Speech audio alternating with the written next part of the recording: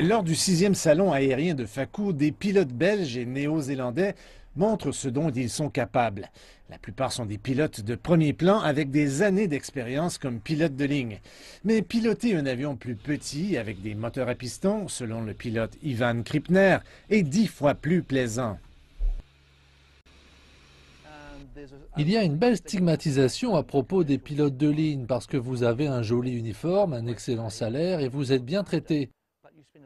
Mais vous passez beaucoup de temps assis dans l'avion avec des systèmes de surveillance, alors que les petits avions privés et commerciaux, vous passez plus de temps à piloter l'avion et à faire des trajets plus courts. Cependant, obtenir un permis de pilote privé et devenir pilote en Chine n'est pas si simple. Il peut coûter plus de 200 000 RMB pour la formation, près du triple du montant que l'on paierait en Nouvelle-Zélande. Les obstacles ne se limitent pas à ça, car de nombreuses restrictions existent. L'espace aérien limité, les règles d'enregistrement rigides, ainsi que la pénurie d'infrastructures de soutien constituent tous des obstacles majeurs. Malgré ces défis, certains initiés de l'industrie restent optimistes. Les gens parlent toujours de restrictions, mais ils ne se rendent pas compte que les obstacles ont été lentement réduits. Par exemple, de nombreuses régions du pays expérimentent l'ouverture de l'espace aérien à basse altitude et la formation des pilotes, la porte est maintenant ouverte, ce qui n'était pas le cas auparavant.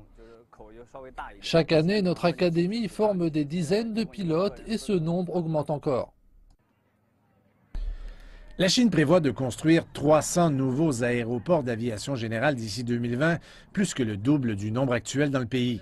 Je dis que presque tous les districts du Henan, d'où il vient, envisagent de construire un aérodrome pour l'aviation générale. Et ici, à l'aéroport de Tsayu, où se déroule le salon aérien, peu de restrictions sont imposées sur les vols à basse altitude. Les pilotes stagiaires peuvent voler librement en dessous de 1000 mètres dans un rayon de 10 km. Il existe un grand potentiel pour l'aviation générale dans ce pays, que ce soit à des fins agricoles, militaires ou médicales. Le gouvernement a également une forte demande pour les services d'aviation générale. En tant que composante essentielle de la base de l'industrie aéronautique nationale, Fakou veut non seulement devenir le centre de l'aviation générale dans la province du Liaoning, mais aussi imposer l'aviation générale en tant que nouveau moteur de l'économie locale dans les 3 à 5 ans.